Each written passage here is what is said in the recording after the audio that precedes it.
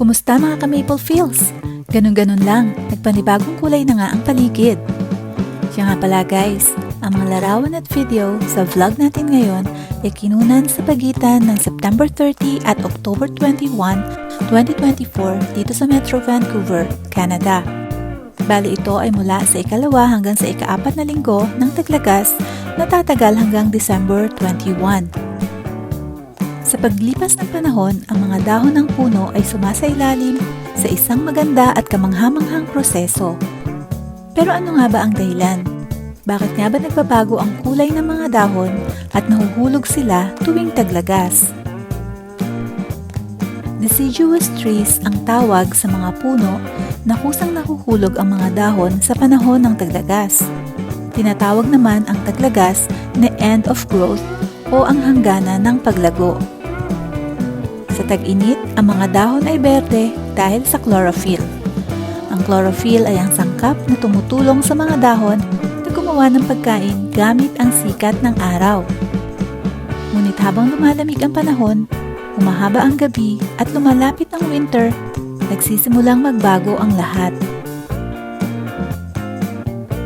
Kapag nagiging malamig, ang mga puno ay nagkakaroon ng coating na tumatakip sa mga puno at pumipigil sa tubig mula sa pagpasok sa mga dahon. Dahil dito, ang chlorophyll ay unti-unting nawawala.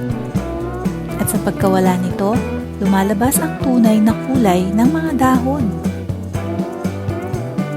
Kabilang dito ang xanthophyll na nagbibigay ng dilaw na kulay at carotene naman na nagbibigay ng kulay na orange.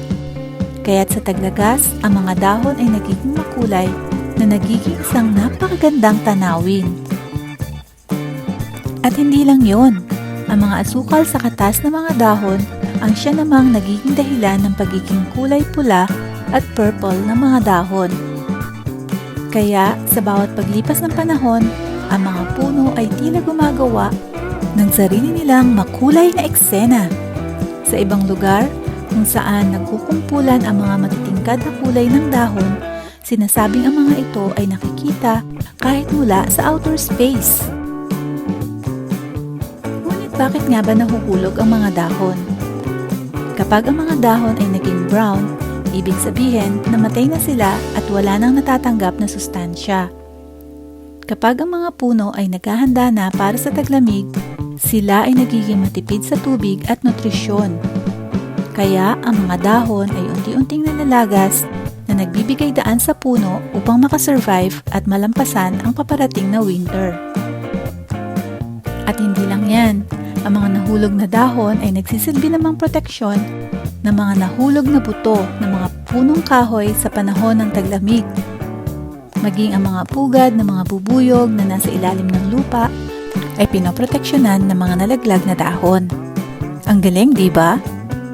Kaya sa susunod na makita nyo ang mga nagagandahang dahon sa taglagas, alalahanin ang mga prosesong naganap sa likod ng kanilang kulay hanggang sa malagas ang mga ito sa lupa. Kayo mga ka-Maple Feels, ano ang masasabi nyo sa prosesong ito? Paki-comment naman sa baba. Paki-like at subscribe na rin. Hanggang sa susunod, thanks for watching!